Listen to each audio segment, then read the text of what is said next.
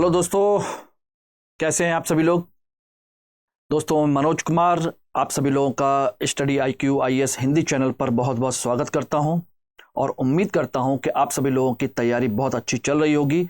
जो भी सपना आप लोगों ने 2024-25 के लिए देखा है कि आप IAS बनना चाहते हैं और एक अधिकारी बनकर के अपने परिवार और देश की सेवा करना चाहते हैं, और जो आपने जज्बा दिखाया उसकी मैं कद्र करता हूं। ओके दोस्तों, पहली बात तो ये बताइए कि मेरी आवाज आप लोगों तक पहुंच रही है या नहीं पहुंच रही। पहुंच रही है। ओके, चलिए ठीक है। तो दोस्तों, जैसा कि हम लोगों ने चर्चा का विषय बनाया हुआ है मध्यकालीन भारत, और इसमें हम लोग एक खास खास टॉपिक को लेकर के डिस्कस कर रहे हैं कि जहां से आपके प्रारंभिक और मुख्य परीक्षा को लेकर प्रश्न बन सकते हैं, उन सभी टॉपिक को हम लोग चर्चा कर रहे हैं। ठीक है ना। तो चर्चा करने से पहले मैं आपको एक प्रारंभिक सूचना में दे देता हूं कि कल 7 तारीख से हम लोगों का एक नया फाउंडेशन बैच स्टार्ट हो रहा है। बैच नंबर 6 हमारा स्टार्ट हो रहा है, और बैच नंबर 6 आपका शाम को 6 बजे से ही स्टार्ट होगा, ध्यान रखिएगा। और ये आपका फाउंडेशन कोर्स का बैच है UPSC IAS के लिए, जिसमें आप सभी लोग हमसे अपने पूरे डेडिकेशन और विश्वास के साथ जुड़ सकते हैं, जिसमें आप लोगों को मात्र 18,999 रुपए में MK लाइव कोड इस्तेमाल करने के बाद आपको ये कोर्स आपको मिल जाएगा, जिसमें आपकी लाइव क्लासेस 3 घंटे की पर डे लगभग 15 महीने तक कंटिन्यू आपकी चलेंगी, जिसमें आपके सभी टॉपिक की आपकी क्लासेस रहेंगी, टेस्ट सीरीज रहेगी, पर्सनल मेंटरशिप रहेगी, ठीक ना। और आपका आंसर राइटिंग से लेकर के जितनी भी चीजें होती हैं, CSET, निबंध, सब कुछ आपको कराया जाएगा इस फाउंडेशन बैच में, प्रारंभिक और मुख्य परीक्षा के दृष्टिकोण से। सिर्फ और सिर्फ GS, ध्यान रखिएगा, ऑप्शनल विषय इसमें शामिल नहीं है। ओके दोस्तों, तो इतने कम अमाउंट में इतनी सारी चीजें हमारी पूरी team with depth knowledge analytical form में आपको सारी चीजें उपलब्ध कराएगी, और इसके लिए आप तैयार हो जाइए। हम चाहते हैं कि आप लोगों का रिजल्ट निकले और आप लोग सफल होकर के आगे बढ़ें। ओके दोस्तों, तो ध्यान रखिएगा, MK लाइव कोड इस्तेमाल करना है, और इतने कम अमाउंट में आपका फीस का जो कंसेप्ट है वो कंप्लीट हो जाएगा। पूरा कोर्स इतने में मिलेगा आप लोगों को। ओके, तो चलिए आज दोस्तों हमारा जो टॉपिक है, ध्यान रखिएगा, कल हम लोगों ने चर्चा की थी बाबर और बाबरनामा में, बाबर के बारे में चर्चा की थी, और बाबर की जो किताब थी बाबरनामा, उसमें भारत के संदर्भ में क्या क्या विषय दिए हुए थे, किन किन चीजों के बारे में चर्चा की हुई थी, उसके बारे में डिस्कस किया था, खासकर प्रारंभिक और मुख्य परीक्षा दोनों के दृष्टिकोण से। इवन वो लोग भी इसका फायदा उठा सकते हैं जो लोग इतिहास का वैकल्पिक विषय लेके चल रहे हैं। ओके, तो दोस्तों आज हमारा जो टॉपिक है, ध्यान रखिएगा, उसी श्रृंखला में अगला टॉपिक है हुमायूं, बाबर का बेटा हुमायूं। और उसके बारे में कहा जाए तो हम कह सकते हैं हुमायूं एक बदकिस्मत शासक, हुमायूं है शासक है, लेकिन एक बदकिस्मत शासक रहा, मतलब जिसकी किस्मत हमेशा उससे रूठी रही, हमेशा। सोचिए, जिसके बारे में हम लोग कहते हैं कि एक समय तक वो शासक बना रहा, और बनने के बाद में उसको भारत छोड़ना पड़ा, अपना साम्राज्य छोड़ना पड़ा, यहां पर दूसरा लोधी वंश का शासनकाल स्थापित हुआ, और सोचिए फिर जाकर के दूसरे राज्य में जाकर नौकरी करनी पड़ी, दूसरे देश में जाकर के, और ऐसे देश में जाकर के जहां पर वो अपने धर्म विरोधी के यहां रहता है, मतलब अपने सुन्नी इस्लामिक लोगों के पास नहीं बल्कि शिया लोगों के साथ रहता है, और वहां पर उनके लिए काम करता है, फिर वापस आता है, और आकर के सोचिएगा फिर से साम्राज्य बनाता है, और साम्राज्य बनाने के बाद उसको इस्तेमाल भी नहीं कर पाता, उसका उपभोग भी नहीं कर पाता, मृत्यु हो जाती है। तो क्या कहेंगे इसको? बदकिस्मती ही कहेंगे। और कुछ लोगों ने कहा है कि जिंदगी भर ठोकर खाता रहा और अंत में ठोकर खाकर के ही उसकी मृत्यु हुई, तो बदकिस्मती तो है ये। इसी संदर्भ में आज हम लोग हुमायूं के बारे में चर्चा करने की कोशिश करेंगे, और उन सभी चीजों के बारे में चर्चा करेंगे जहां से प्रारंभिक और मुख्य परीक्षा के दृष्टिकोण से प्रश्न भी आए, और आपको एक कहानी भी मिले और कंसेप्ट भी मिले।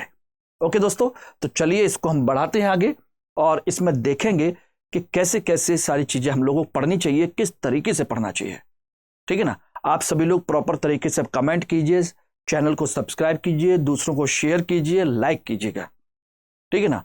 और उससे भी ज्यादा अगर आप रियली में बनना चाहते हैं तो इस कोर्स को परचेज करके इसको ज्वाइन करिए। आपको पर्सनल मेंटरशिप के थ्रू आप लोगों को जो कुछ भी हेल्प चाहिए होगी वो सब हमारी टीम के थ्रू मिलेगी। मैं आपके साथ हूं, आप लोग सफल जरूर होंगे। फिर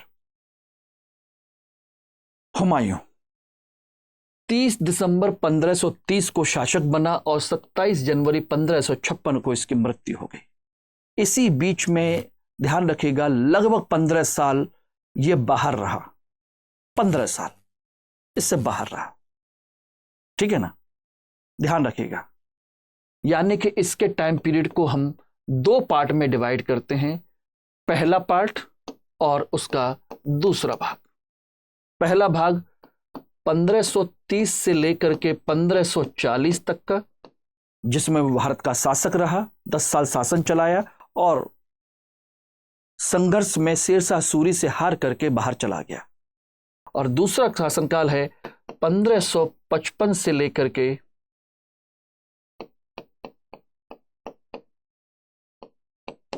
1556 का काल। आया, पुनः भारत को जीता, हिंदुस्तान को जीता, शासन स्थापित करके उसका उपभोग करने की स्थिति बनी ही थी कि उसकी मृत्यु हो गई। इस तरह से उसने दो पार्ट में इसके चीजों को हम देख सकते हैं, ठीक है ना। बात आती है कि इसके समय में क्या क्या हुआ, कैसे कैसे हुआ, तो ध्यान रखिएगा हम उसकी सारी घटनाओं को इन 5 चीजों के संदर्भ में देखने की कोशिश करेंगे और उसके बाद एनालाइज करेंगे, विश्लेषण करेंगे कि रियली में हुमायूं बदकिस्मत था या कुछ और कारण थे, या उसके अंदर संघर्ष करने की इतनी क्षमता, इतनी जिजीविषा थी कि वह, सोचिए, सब कुछ हारने के बाद वह फिर से सब कुछ पा लेता है। हालांकि वो उपभोग नहीं कर पाता लेकिन सब कुछ पा लेता है। और आपने तो भी खोया भी कुछ नहीं है, सब कुछ पाना ही है आप लोगों को। तो ऐसी कंडीशन में हुमायूं बहुत सारे लोगों के लिए प्रेरणा स्रोत बन सकता है और काम कर सकता है। मेरा टेलीग्राम चैनल का जो नंबर है, टेलीग्राम चैनल है, मनोज कुमार 2.0 के नाम से है। कहीं ना कहीं मैं भी हुमायूं से इंस्पायर्ड हूं कि सब कुछ खोकर के फिर से खड़े होना कोई हुमायूं से सीखे। हालांकि उपभोग नहीं कर पाया, उस मामले में मैं नहीं चाहता हूं कि ऐसा कंडीशन हो, लेकिन पा सकते हैं। बस आपके अंदर संघर्ष करने की क्षमता हो और हिम्मत हो और अपने आप पर भरोसा हो, आप सब कुछ करेंगे, ठीक है ना। तो ये 5 चीजें हम देख रहे हैं।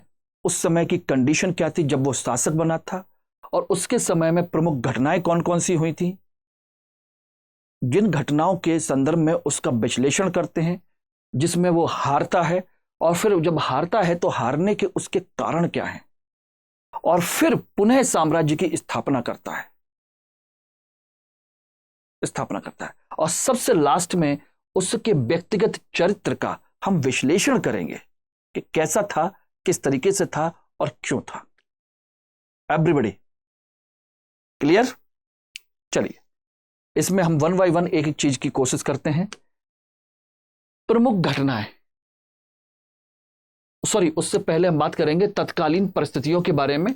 यहीं पर हम देख सकते हैं उसकी कंडीशन क्या थी। देखिए, बाबर ने अपना साम्राज्य स्थापित किया था, इसमें कोई शक नहीं है। बाबर आया था भारत में लूट के हिसाब से, पंजाब पर कब्जा करने के हिसाब से, और अंत में वो भारत का साम्राज्य देख करके, भारत का क्षेत्र देख करके, भारत की संपत्ति देख करके यहीं बस गया, और उसने अपने बेटे बेटियों को भी यहीं रखा। उनमें सबसे बड़ा बेटा हुमायूं है, ठीक है ना, जिसका जन्म 1508 में हुआ था। कब हुआ था हुमायूं का जन्म? 1508 में उसका जन्म हुआ था, और सबसे बड़ा बेटा है उसका, ठीक है ना। इसकी मां का जो नाम है वो है माहम सुल्ताना। हालांकि ये सब पूछने याद करने की जरूरत नहीं है। इसकी जो मां का नाम है हुमायूं की, माहम सुल्ताना है। ओके, माहम सुल्ताना, इसको ध्यान रखिएगा, ठीक, याद रहे तो अच्छी बात है। साथ के साथ में इसके तीन भाई और भी हैं। कौन कौन है? कामरान, अस्करी और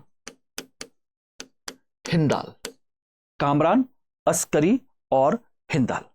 ध्यान रखिएगा, कामरान और अस्करी दोनों की मां अलग है और हिंदाल की मां अलग है, यानी कि तीन अलग अलग माओं से ये चार बेटे हैं। यानी कि एक तरीके से देखा जाए तो हुमायूं के बाबर की तीन प्रमुख पत्नियां हैं, जिनमें सबसे प्रमुख है महम सुल्ताना। कामरान की मां का नाम जो है वो है गुलरुख बेगम और हिंदाल की मां का नाम है दिलदार बेगम। ये सब नाम याद रखने की जरूरत नहीं है, मैंने सिर्फ आपको इंटरेस्ट के लिए बता दिया है। लेकिन आप लोग ये मत सोचिएगा कि आप लोगों की भी इस तरह से दो दो तीन तीन शादियां हो सकती हैं, ऐसा मत सोचिएगा बिल्कुल भी। भारत में कानूनन अपराध है। वो समय अलग था जब ये होता था, ठीक है ना। आज राजतंत्र नहीं है, लोकतंत्र है, महिलाओं का सम्मान है, ठीक है ना। चलिए, तो ये एक खास बात थी, मैंने आपको बता दी। बात आती है कि उस समय की परिस्थितियां क्या थी। भाई, अचानक बाबर की 1530 में मृत्यु हो गई।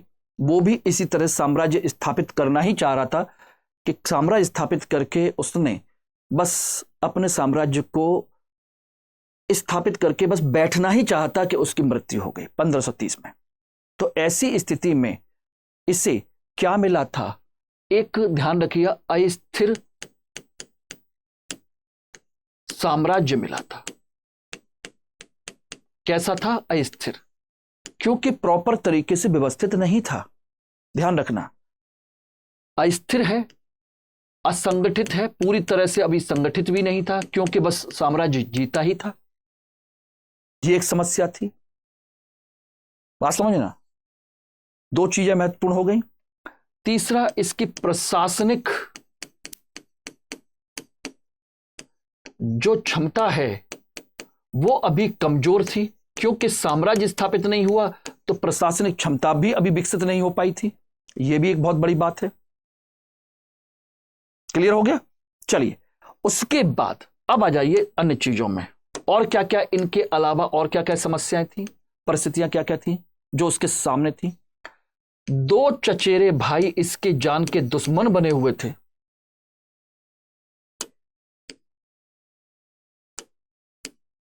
चचेरे भाई जो इसके, सोचिए कि ताज को छीनना चाहते थे।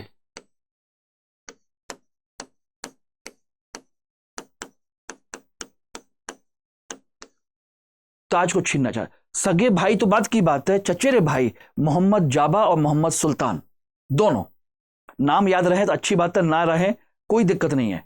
मोहम्मद जाबा और मोहम्मद सुल्तान दोनों इसके साम्राज्य को छीनना चाहते थे। यह भी एक समस्या थी। तीसरा, भारत में अभी भी अफगानों की समस्या मौजूद है। बाबर ने इनको हरा तो दिया था, इब्राहिम लोदी वगैरह को, लेकिन पूरी अफगान साम्राज्य को खत्म नहीं कर पाया था। ध्यान रखिएगा, अफगानों की समस्या अभी भी मौजूद थी, खासकर कहां पर? बिहार में। बिहार में ये अफगान शासक वहां मौजूद थे। क्या नाम था उसका? महमूद लोदी, ठीक है ना। ध्यान रखना, वो भी वहां पर मौजूद है और जो इसकी सत्ता के लिए सारे अफगानों को इकट्ठा कर रहा है। एक समस्या है। तीसरी तरफ ध्यान रखिए, गुजरात में बहादुर शाह इसकी एक बड़ी चुनौती बना हुआ है।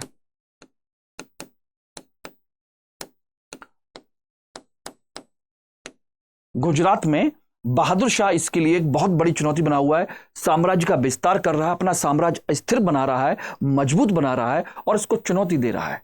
और आपने अगर थोड़ा बहुत सुना हो तो समझ लीजिएगा, ये वही है जिसने चित्तौड़ पर आक्रमण किया था जिस समय हुमायूं बंगाल की तरफ गया था। और चित्तौड़ के, सोचिए कि वहां पर उन लोगों ने, जो रानी हैं, उन्होंने हुमायूं से क्या मांगा था? मदद मांगी थी, राखी भिजवाई थी, अगर आपको याद हो तो। सोचिएगा, हालांकि वो बाद में आया और तब तक गुजरात का जो बहादुर शाह है ये भाग गया था, वो अलग बात है, उससे पहले ये भाग गया था। लेकिन बता रहा हूं कि कितनी बड़ी चुनौती बना हुआ है। ये स्थिर नहीं रह पाया। ठीक है ना, ये समस्या हो गई। अब इसके अलावा एक समस्या और भी है जो आप समझ लीजिए, वो समस्या है इसके अपने साम्राज्य की तैमूरी परंपरा की। तैमूरी परंपरा की। और तैमूरी परंपरा पता है क्या है? तैमूरी परंपरा है साम्राज्य का विभाजन करना, साम्राज्य का बंटवारा। यह तैमूरी परंपरा थी, यानी किसी एक व्यक्ति के हाथ में साम्राज्य नहीं रहेगा, बल्कि क्या रहेगा कि भाई साम्राज्य को जितने भाई हैं उनमें बांट दीजिए, जिससे कि इनमें आपस में कोई लड़ाई झगड़ा ना हो, कोई संघर्ष ना हो, मिलजुल करके आराम से रहें। अन्यथा परंपरा पहले क्या थी, जो बड़ा होगा उसको मिलेगा। यहां क्या है, ये रहा। इसलिए बाबर ने मरते समय हुमायूं से कहा था कि अपने साम्राज्य का बंटवारा अपने भाइयों में कर देना, और इसी ब्याह पर सोचिए उसने अपने साम्राज्य का बंटवारा कर दिया और अपने आप को कमजोर बना लिया। सोचिए, बड़ा जो भाई है कामरान, उसको काबुल कंधार दे दिया, अस्करी को संभल दे दिया, और हिंदाल को अलवर और मेवात का क्षेत्र दे दिया। ध्यान रखना, सोचिए कामरान को क्या दिया, काबुल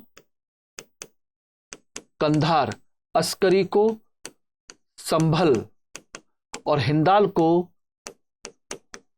अलवर और मेवात का इलाका। ये रहा। इस तरीके से यह साम्राज्य का विभाजन उसने कर दिया, और दिल्ली और पंजाब उसने अपने पास रखा, दिल्ली लाहौर, इस तरह से बंटवारा कर दिया। तो सोचिए, साम्राज्य का बंटवारा नहीं हुआ, उसके धन संपत्ति का बंटवारा हुआ, उसकी सेना का बंटवारा हुआ, उसकी प्रशासनिक क्षमता का बंटवारा हुआ। सोचिए, अब ऐसी स्थिति में जब साम्राज्य का बंटवारा हो जाएगा, सारे संसाधनों का बंटवारा हो जाएगा, तो खुद तो कमजोर हो ही जाएगा ना। तो ऐसे में अगर सामने एक योग्य और एक कहा जाए कि बहुत तेज तर्रार व्यक्ति सामने खड़ा हो जाए, उसका दुश्मन खड़ा हो जाए, तो कोई भी कितना भी अच्छा क्यों ना हो, अच्छे संसाधनों के बिना वो भी हार जाता है। और ऊपर से अपने लोग साथ ना दें, अपने लोग साथ ना दें तो और समस्या है। शेरशाह सूरी और हुमायूं के बीच में जो संघर्ष हुआ वो यही था। सोचिए, शेरशाह सूरी के संघर्ष में के समय में हुमायूं के साथ ना उसके भाई साथ में थे, ना उसकी परिस्थितियां।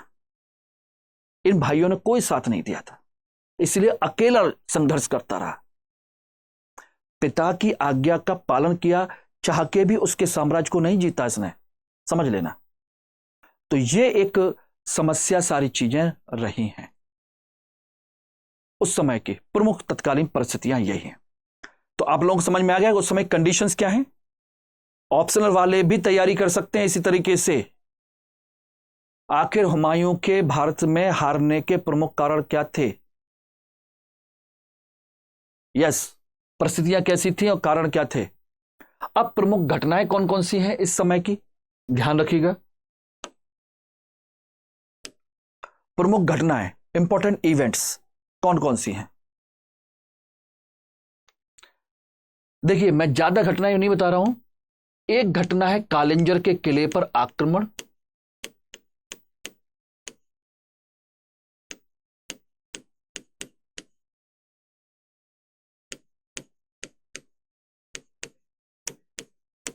कालिंजर के किला पर आक्रमण, एक ये।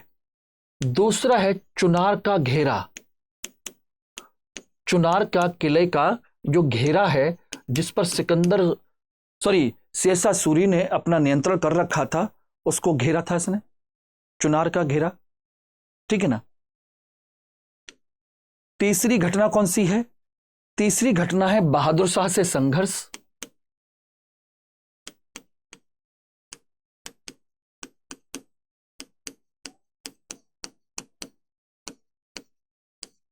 बहादुर शाह से संघर्ष है, ठीक है ना।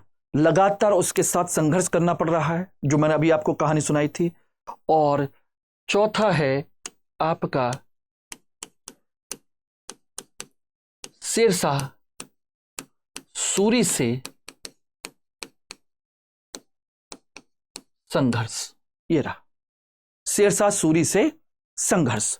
ये 4 प्रमुख उस समय की घटना है। इनमें से कोई भी याद रहे ना रहे कोई प्रॉब्लम नहीं है, लेकिन शेरशाह सूरी से संघर्ष की घटनाएं ये जरूर आपको याद रहनी चाहिए। 1 और 1 दो प्रमुख युद्ध हुए थे। पहला युद्ध हुआ था 1539 में चौसा का युद्ध, और दूसरा हुआ था 1540 में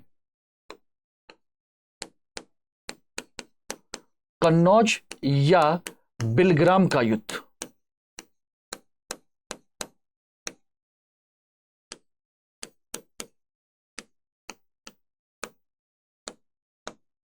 ये रहा एवरीबॉडी ओके। तो ध्यान रखिए इस समय की 4 ये प्रमुख घटना है, उनमें से सबसे महत्वपूर्ण है चौसा की। सोचिए कि जिस समय हुमायूं बंगाल में थोड़ा सा विद्रोह हुआ था, तो उस विद्रोह को दबाने के लिए हुमायूं अपनी पूरी सेना के साथ बिहार होते हुए कहां जा रहा है? बंगाल की तरफ। ठीक है ना। रास्ते में हुमायूं शेरशाह सूरी पड़ रहा है, और शेरशाह सूरी ने इसके साथ बहुत अच्छा संघर्ष किया, बहुत अच्छा समझ लीजिए इसके साथ हिसाब किताब भी किया, और हाथ जोड़े खड़ा रहा कि आप जाइए, आपके साथ तो मेरी सेना है, मैं तो आप ही का गुलाम हूं, आप ही का सेवक हूं। तो इसको जाने दिया उसने, सोचिएगा। लेकिन जैसे जैसे हुमायूं निकलता चला गया, पीछे पीछे उसने उसके रास्ते बंद कर दिए, उसकी रसद समाप्त कर दी, यानी कि दिल्ली से किसी भी तरीके की उसकी सेना का सहायता ना मिल जाए, उसने सारे रास्ते बंद कर रखे थे धीरे धीरे। और जब उस समय वो बंगाल में जाकर के जीत गया, तो कुछ दिन हुमायूं वहीं पर बना रहा, और जब बाद में लौटा तो पता चला कि रास्ते सारे बंद हैं। तो ऐसे में सोचिए गंगा नदी और कर्मनाशा, चौसा का मैदान है, एक तरफ गंगा नदी बह रही है और दूसरी तरफ सोचिए कर्मनाशा नदी बह रही है, और यहां पर बीच में इसने अपनी सेना का डेरा डाल लिया। सोचिए गंगा और कर्मनाशा नदी के बीच में डेरा डाल लिया, और ये आराम करने लगे। बोले कि रात का समय है, शाम का समय है, कोई युद्ध नहीं करेगा। और उसमें गंगा में बाढ़ आई हुई थी। सोचिए कर्मनाशा भी में बाढ़ आई हुई थी, गंगा में बाढ़ आई हुई थी। स्थिति यह हुई कि अफगान यानी शेरशाह सूरी की सेना ने रात में ही इन पर आक्रमण कर दिया। अब ये किसी तरीके से क्या करते, अस्त व्यस्त पड़े हुए थे, खाना वाना बना रहे थे, खा रहे थे, तैयार तो थे नहीं। उन्होंने रात में ही अटैक कर दिया, क्योंकि उसको जीतना था। ये सोचिए सिद्धांत पर बना रहा कि कल सुबह लड़ेंगे, कल सुबह देखा जाएगा, और सामने वाले ने सुबह तक का इंतजार नहीं किया और इसको रात में ही निपटा दिया। किसी तरीके से यह जान बचा करके भागा, और बहुत सारे लोग उसमें नदी में डूब के मर गए। सोचिए उसी समय हुमायूं को जो बचाया था एक भिस्ती था, भिस्ती, उसका नाम था निजाम। ध्यान रखा, भिस्ती यानी कि वो लोग जो चमड़े के बैग में, थैले में पानी भर करके सप्लाई करते थे उस कम्युनिटी को, मुसलमानों की कम्युनिटी को भिस्ती कहते हैं। वो लोग थे। किसी तरीके से उसने तैर करके हुमायूं को बचाया, उसका नाम था निजाम। और बाद में कहा जाता है कि उसने एक दिन के लिए उसे सुल्तान बनाया था, बादशाह बनाया था, और उसी समय चमड़े के सिक्के भी चलाए थे उसी की याद में। एक दिन के लिए उसको बादशाह घोषित किया था उसने। हालांकि ये कहानी के तौर पर है, बस सुनिए। बात यह है कि यहां पर जो मैं सुनाने जा रहा हूं वो यही है कि यह सिद्धांतवादी है, यह सिद्धांतों से अलग नहीं हट रहा है। चाहता तो रात में यह अटैक कर सकता था, लेकिन नहीं, इसने नहीं किया। यह भरोसा करता है सामने वाले पर, लेकिन सामने वाला भरोसा नहीं करता ना, सामने वाला तो जीतने के लिए आया हुआ है। और ये बोले कि सिद्धांत के साथ लड़ेंगे, सारी चीजें करेंगे, उसके बाद संघर्ष करेंगे, युद्ध करेंगे तो युद्ध करेंगे, सारी चीजें। ठीक।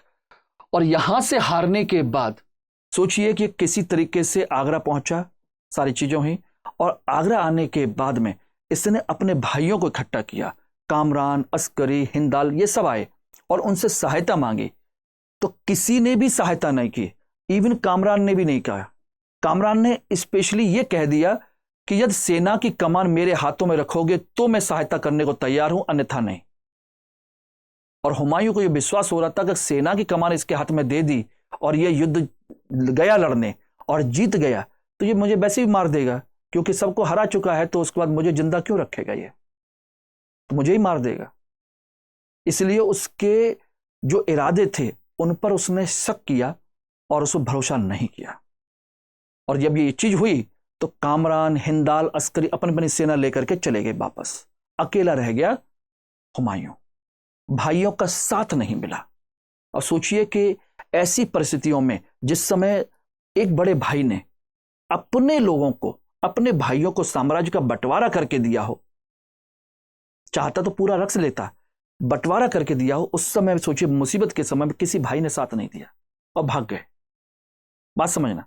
तो ऐसे में फिर उसके बाद उसको अकेले युद्ध करना पड़ा 1540 का कन्नौज का युद्ध शेरशाह सूरी और हुमायूं के बीच में। और यहां पर वो हार करके चला गया।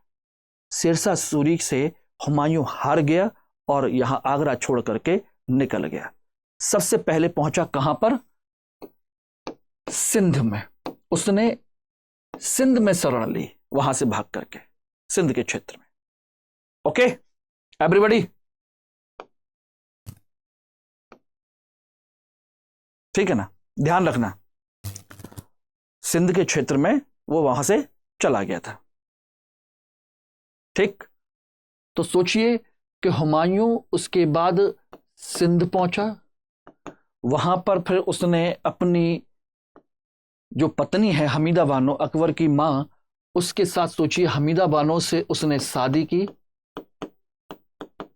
हमीदा बानो से निकाह किया। उसके बाद अमरकोट के राजा बीरसाल के यहां शरण ली फिर से, और यहीं पर बीरसाल के यहां हुआ अकबर का जन्म हुआ। और यहां से भाग करके वो चला गया ईरान, परिवार को यहीं छोड़ गया, यानी कि अपनी पत्नी, अपने बच्चे को यहीं छोड़ करके बीरसाल के यहां वो चला गया ईरान। और ईरान में थे शासक का नाम है शाह तहमास्प। क्या नाम है? शाह तहमास्प। और ये यहां पर जो कम्युनिटी है वो शिया कम्युनिटी है, यानी मुसलमानों के शिया कम्युनिटी, जबकि हुमायूं कौन है? कट्टर सुन्नी। ये सारी परिस्थितियां। और वहां जाकर के सोचिए उसने शाह तहमास्प के यहां नौकरी की, और शाह तहमास्प ने उसको भरोसा दिलाया था कि तुम यहां काम करो, समय आने पर मैं तुम्हें काबुल, कंधार, मुल्तान ये सब जीतने में सहायता करूंगा, तुम्हारे भाइयों से तुम्हारा राज्य वापस दिलाऊंगा, तुम यहां काम करो, अपने आप को बचाओ पहले। तो उसने वो काम किया। और सोचिए यहीं पर उसे कौन मिला? बैरम खां। सोचिए बैरम खां जैसा योग्य सेनापति भी उसको मिला, जो कोई शिया था। पीर मोहम्मद शिया गुरु मिले, आध्यात्मिक गुरु, जो बाद में जाकर के अकबर के आध्यात्मिक गुरु बने। पीर मोहम्मद वो भी यहीं मिले और वापस लौट के आया साम्राज्य जीतने के लिए। ठीक है ना। लेकिन ये सब तो हुआ, अपने घर से बेघर हुआ, दूसरों की यहां नौकरी की। इसको क्या कहते हैं? सोचिएगा। किस्मत कहते हैं, बदकिस्मत कहते हैं, ये आप लोग डिसाइड करिएगा। क्यों दोस्तों? ऐसा ही है ना। चलिए अब बात आती है कि आखिर वो हारा क्यों, कारण क्या थे? सीधी सी बात कह सकते हो, भाइयों में एकता का अभाव। भाई भाइयों में एकता नहीं थी। ये तो होता ही है, चार लकड़ी होती है तोड़ना मुश्किल होता, अकेली होती है कोई भी तोड़ लेता है। बात समझना। एक समस्या। दूसरी समस्या, दूसरा कारण है शेर शाह एक योग्य सेनापति और कुशल प्रशासक है। यह नहीं कह सकते कि हुमायूं ही कमजोर था, बल्कि यह भी कह सकते हैं कि शेरशाह सूरी उससे ज्यादा योग्य था, इसमें कोई शक नहीं है। कैसे? एक छोटी सी कहानी में सुनाता हूं। शेरशाह सूरी, ध्यान रखना, सबसे पहले बाबर की सेना में युद्ध किया था, बाबर के साथ मिलकर के लड़ा था वो। खासकर कौन से युद्ध में? पानीपत के बाद जब खानवा का युद्ध हुआ उस समय में राणा सांगा के खिलाफ बाबर के साथ मिलकर के लड़ा था। ये सोच करके किताबों में आसानी से मिलेगा नहीं, लेकिन बता देता हूं। और जब वो जीत गया बाबर, तो सेना की परेड हो रही थी और सेना पूरी खड़ी थी, सबको मुलाकात कर रहा था सब लोगों से। तो सोचिए कि बाबर जा रहा है, शेरशाह सूरी भी खड़ा हुआ सेना में, सेना एक खाली सैनिक के रूप में यूं खड़ा हुआ है, और बाबर उसके सामने से गुजर रहा है। बाबर उसके सामने खड़ा हो गया, उसके चेहरे की तरफ देखा, सर झुकाया, कोई दिक्कत नहीं। और बाबर सोचिएगा वहीं से उसके आगे नहीं गया, उसका चेहरा देख करके वापस लौट गया कैंप में। और वहां जाने के बाद उसने अपने अधिकारियों से कहा कि उस व्यक्ति को बुला के लाओ, पकड़ के लेके आओ। बुला के नहीं लाओ, पकड़ के लेके आओ। और जब वो लोग आए इसको पकड़ने के लिए, तो ये यहां से भाग गया था। अब सोचिए ऐसा क्यों हुआ था? एक्चुअली में बाबर भी चेहरा और बहुत सारी चीजें पढ़ना जानता था। उसने उसके चेहरे की लकीरें, माथे की लकीरें पढ़ ली, आंखों को समझ लिया था। और यह बात शेरशाह सूरी भी समझ गया था कि इसने मेरी आंखों में और मेरे चेहरे पर, मेरे माथे पर जो कुछ भी है इसने देख लिया है, और मेरे मन में क्या चल रहा है इसको पहचान लिया है। अब मेरी जान खतरे में है।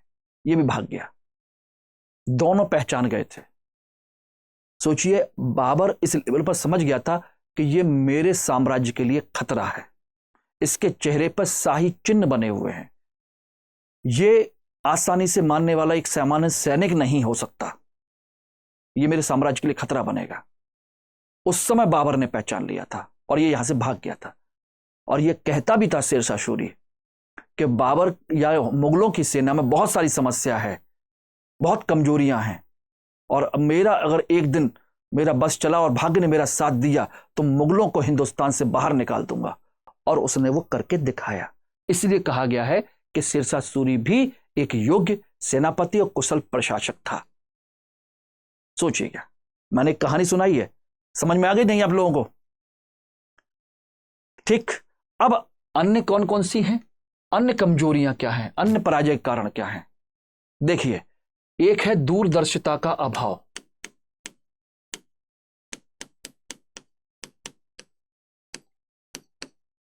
दूरदर्शिता वो नहीं है, पहचान नहीं पाता। दूसरा, ये व्यवहारिकता नहीं है इसमें।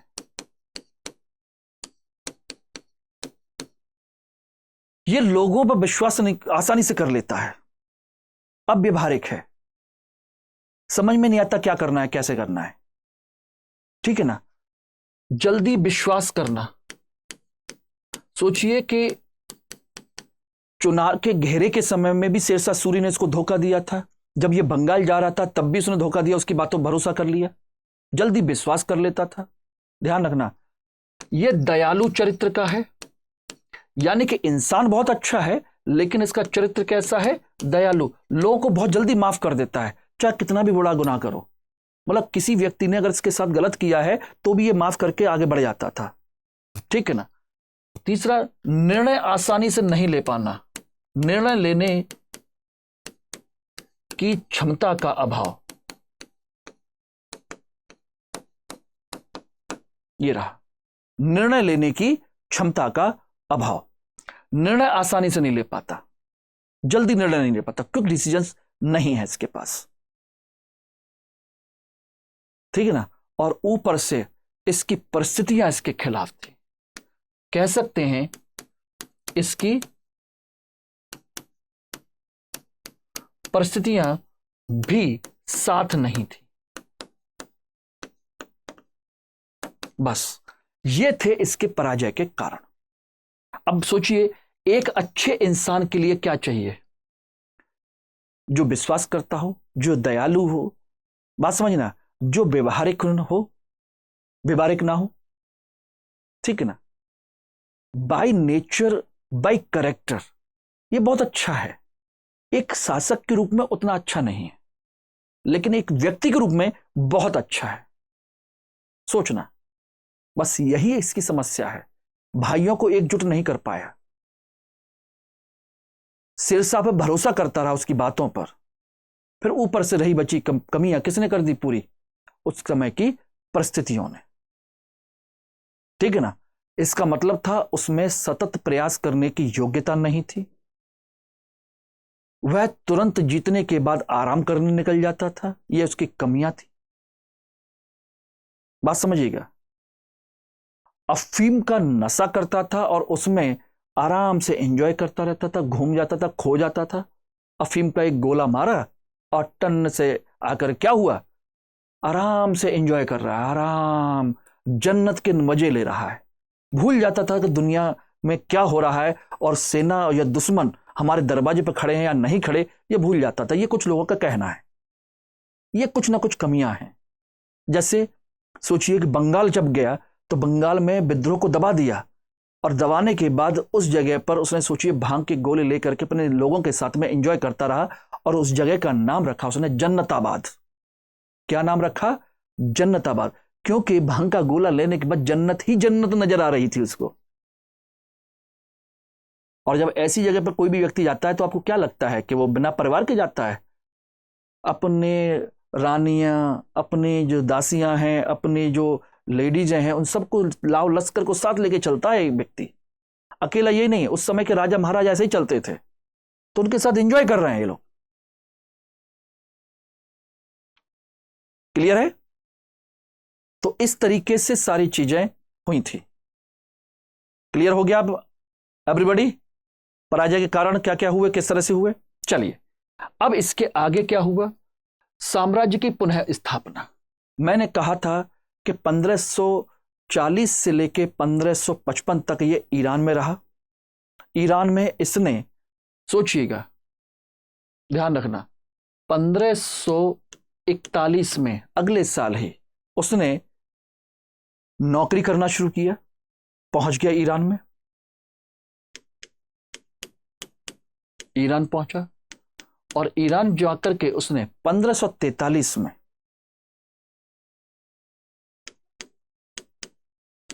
कंधार जीता, और इसे जीत कर किसको दे दिया? शाह को दे दिया। ये रहा, बोले ये आप रख लीजिए। बाद में शाह ने इसी को लौटा दिया, अलग बात है, ठीक है ना। फिर उसके 1553 में, इसके बाद यहां ध्यान रखेगा, 1553 से इसने अपनी जर्नी शुरू की, और सबसे पहले इसने आकर के अपने भाई कामरान को हराया, काबुल कंधार में उसको हराया। और सोचिए कि कामरान वही है जो इसकी सेना के माध्यम से सहायता नहीं की थी, और बाद में जाकर के अमरकोट से अकबर के, सॉरी, हुमायूं के बेटे अकबर को भी उठा ले गया था, यह कहकर के अपने चचेरे भाइयों के साथ में रहेगा, वहां पढ़ेगा लिखेगा, सारी चीजें होंगी। वो उसने नहीं किया। किसके लिए ले गया था? कि कल को अगर हुमायूं आया तो इसके बदले में उसकी रक्षा की जा सकती है, मतलब इसका इस्तेमाल किया जा सकता अकबर का। और वह हुआ भी यही था। सोचिएगा, जब काबुल पर अटैक किया तो इसने अकबर को बांध कर किले की दीवार पर लटका दिया था, और सामने तोपें चल रही थी। बाद में जाकर के माहम अंगा ने ऐसी परिस्थितियों में अकबर को बचाया था, इसलिए अकबर हमेशा माहम अंगा का ऋणी रहा था, उसे जान पर खेल करके बचाया था। बात समझे नहीं? तो समझिए कि इस समय उसने कामरान से काबुल कंधार का क्षेत्र जीत लिया। फिर उसके बाद 1554 में इसने पेशावर जीत लिया, पेशावर को जीता। देखिए, याद रखने की जरूरत नहीं है, बस मैं बता रहा हूं, ठीक। 1555 में इसने लाहौर को जीता, लाहौर को जीता, और यहीं पर दो युद्ध हुए थे, एक मच्छीबारा का और एक सरहिंद का। मच्छीबारा का युद्ध और सरहिंद का युद्ध। और ये दोनों युद्ध किसके हुए थे? सिकंदर सूर के खिलाफ। सिकंदर शाह सूर के खिलाफ। और इसको हरा करके इसने क्या किया? कब्जा कर लिया। किस पर? हिंदुस्तान पर फिर से। और इस तरीके से पुनः साम्राज्य की स्थापना की। पुनः साम्राज्य था। लेकिन 1556 में ही अपने पुस्तकालय से, जो इसकी लाइब्रेरी थी, उसकी सीढ़ियों से गिर गया और गिर करके मर गया। गिर करके इसकी मृत्यु हो गई। यह थी कहानी।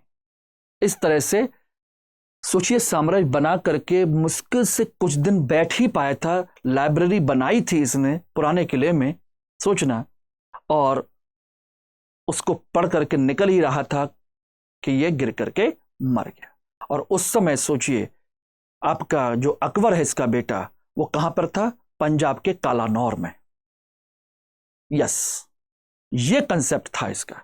Everybody okay. अब बात आती है कि ये सब कुछ था, सब कुछ रहा, तो ये दोष ही है। लेन पूल ने कहा था कि जिंदगी भर ठोकर खाता रहा और अंत में ठोकर खा करके ही इसकी मृत्यु हो गई।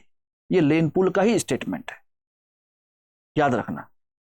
और इससे ज्यादा क्या कहेंगे कि मृत्यु के समय बेटा नहीं है, जिंदगी भर बेटा मिल नहीं पाया। सोचिए, जिस समय वो गया यहां से तो बेटा पैदा होकर के यहां रह गया था, लौट के आया तो मुश्किल से साल 6 महीने उसके साथ नहीं रह पाया। बदकिस्मत ही तो है। साम्राज्य को पुनः जीता अपने लिए, अपने बेटे के लिए, उसको भी एंजॉय नहीं कर पाया।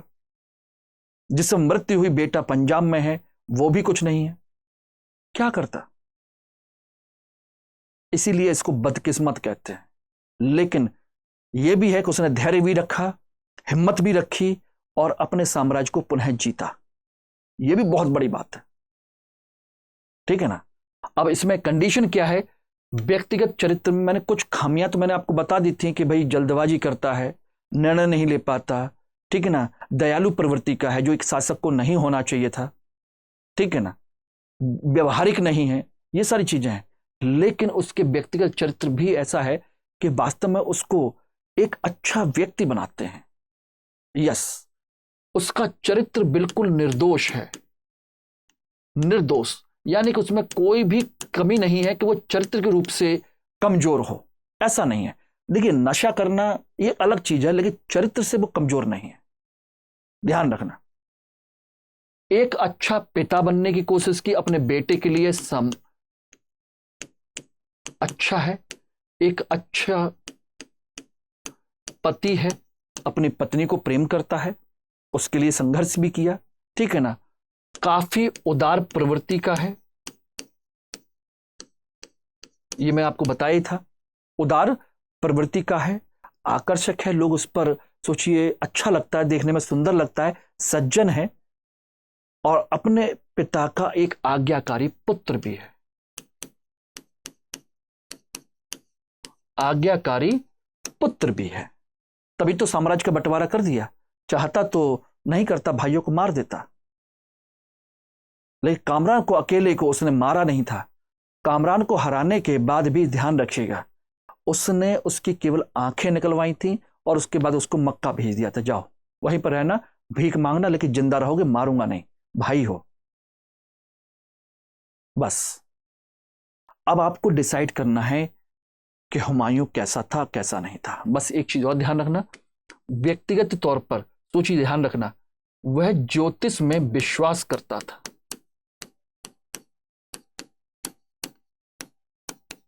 ज्योतिष में विश्वास करता था। और सोचिए, इसके लिए अलग अलग रंग के कपड़े पहनता था, अलग अलग दिन अलग अलग रंग के कपड़े। सोचिए, रविवार है तो पीले, सोमवार है तो सफेद, शनिवार है तो काले कपड़े ये पहनता था। ठीक है ना। इसके अलावा ध्यान रखिए, उसने एक काम और किया था। अपने दरबार में जितना भी समय मिला, उसने अपने सभी अधिकारी और विद्वानों के अलग अलग 4 ग्रुप बनाए थे, अलग अलग लोगों के अलग अलग ग्रुप, और उनसे अलग अलग तरीके से मुलाकात करता था और अपने राज्य की आय को उन ग्रुपों में बांटता भी था, उनको देता भी था। उस हिसाब से अलग अलग विद्वानों के अलग अलग ग्रुप थे, जैसे कवियों के, साहित्यकारों का अलग ग्रुप है, धार्मिक लोगों का अलग ग्रुप है, अधिकारी या प्रशासनिक अधिकारी जो हैं उनका अलग ग्रुप है। इस तरह से उसने ग्रुप बांट करके उनके लिए, उनकी योग्यता को पहचानने के लिए, उनकी योग्यता का उपयोग करने के लिए प्रयास किया था। समय नहीं मिला, यह एक समस्या है, ठीक है ना। और मैं समझता हूं कि इतने से आपकी सारी चीजें क्लियर हो गई होंगी। कल हम बात करेंगे एक नए टॉपिक पर, शेरशाह सूरी पर। बहुत इंपॉर्टेंट है, और सोचिए कि हमारे इतिहास को पूरी तरह से बदलने वाला एक शासक है, नए माइलस्टोन खड़ा करने वाला एक शासक है। कल उस पर चर्चा करेंगे, ठीक है ना। तब तक के लिए आपसे विदा लेते हैं, लेकिन एक बात ध्यान रखिएगा, आप लोग कल से जो बैच स्टार्ट हो रहा है उसको ज्वाइन करना मत भूलिए, उसको सब्सक्राइब कीजिए और कम से कम अमाउंट में MK लाइव कोड इस्तेमाल करके उसको आगे बढ़िए। अपनी फीस बचाइए, जुड़िए हम लोगों से, सिलेक्शन को सुनिश्चित कीजिए। ओके, चलिए, ऑल द बेस्ट।